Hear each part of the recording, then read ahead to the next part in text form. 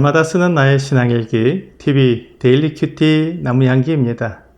오늘은 히브리서 10장 8절부터 9절을 묵상하겠습니다. 위에 말씀하시기를 주께서는 제사와 예물과 번제와 속죄제는 원하지도 아니하고 기뻐하지도 아니하신다 하였고 이는 다 율법을 따라 드리는 것이라. 그 후에 말씀하시기를 보시옵소서 내가 하나님의 뜻을 행하러 왔나이다 하셨으니 그 첫째 것을 폐하심은 둘째 것을 세우려 하심이라. 오늘 본문은 율법의 행위로 하나님 앞에 의롭다 하심을 받는 것이 아니라 믿음으로 하나님 앞에 의롭다 하심을 받는 것이라는 새로운 방법에 대해 말씀해 주고 있습니다.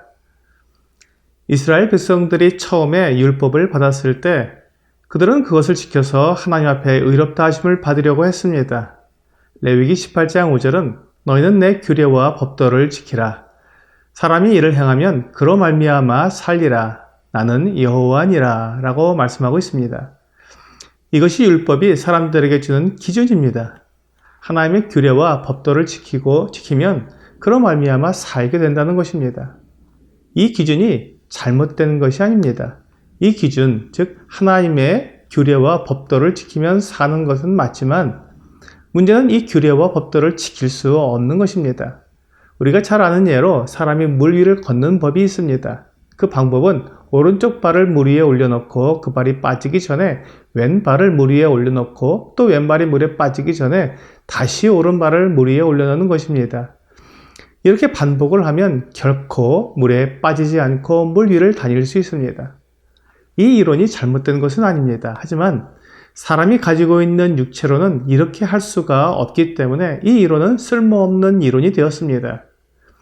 하지만 이 이론 자체가 잘못된 것이 아니기 때문에 이것을 연구하는 사람들이 있습니다. 어떻게 하면 물에 빠지지 않고 떠 있는 상태에서 걸을 수 있을까 하는 것을 연구하는 것입니다.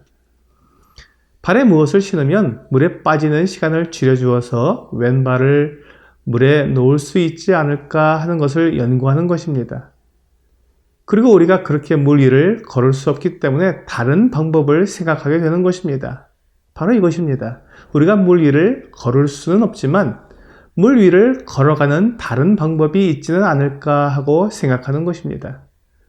이와 같이 우리가 하나님과 화목하고 의롭게 되는 것을 생각할 때 이스라엘 백성들에게 알게 하신 기준은 하나님의 규례와 법도를 다 지키라는 것입니다.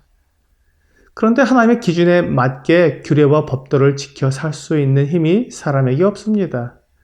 우리가 물 위를 걸을 수 없듯이 규례와 법도를 지킬 수 없는 것입니다. 갈라디아서 3장 10절과 11절은 무릇 율법 행위에 속한 자들은 저주 아래 있나니 기록된 바 누구든지 율법책에 기록된 대로 모든 일을 항상 행하지 아니하는 자는 저주 아래에 있는 자라 하였음이라.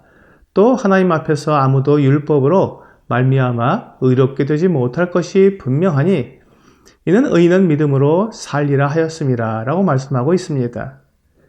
율법으로 하나님 앞에서 의롭다 하심을 받으려면 항상 율법의 모든 규례와 법도를 다 지켜 행해야 한다는 것입니다. 그러므로 율법으로는 하나님 앞에서 아무도 의롭게 되지 못할 것이 분명합니다. 이어지는 21절과 22절은 그러면 율법이 하나님의 약속들과 반대되는 것이냐? 결코 그럴 수 없느니라. 만일 능히 살게 하는 율법을 주셨더라면 의가 반드시 율법으로 말미암아 쓰리라. 그러나 성경이 모든 것을 죄 아래에 가두었으니 이는 예수 그리스도를 믿음으로 말미암는 약속을 믿는 자들에게 주려 함이라 라고 말씀하고 있습니다. 그렇다면 율법을 지켜서는 안 되는 것이냐는 것입니다. 그렇지 않다고 말씀하십니다. 율법은 분명히 하나님의 약속들과 같은 것을 가리키고 있습니다. 율법은 우리가 하나님 앞에서 의롭게 되어야 한다는 것을 말하고 있습니다. 그것은 하나님의 기준을 만족해야 의롭게 된다는 것을 가르쳐주는 것입니다. 그리고 그 기준이 바로 그 규례와 법도를 항상 지켜야 한다는 것입니다. 하나님은 거룩하시고 완전하신 분이기 때문에 하나님 앞에서 의롭다 하심을 얻으려면 우리도 거룩하고 완전해야 한다는 것입니다. 율법이 하는 일은 여기까지입니다.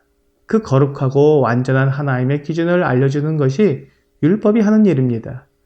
그렇다면 우리가 어떻게 그 거룩하고 완전한 하나님의 기준을 만족시킬 수 있냐는 해결 방법이 남은 것입니다. 이것이 하나님께서 사람들에게 알려주신 새로운 언약이며 오늘 본문에서 말씀하신 둘째 것입니다.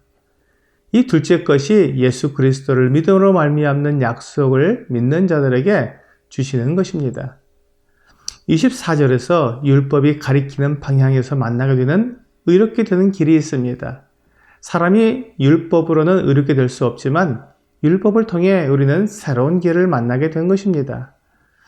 이같이 율법이 우리를 그리스도께로 인도하는 초등교사가 되어 우리로 하여금 믿음으로 말미암아 의롭다함을 얻게 하려 함이라.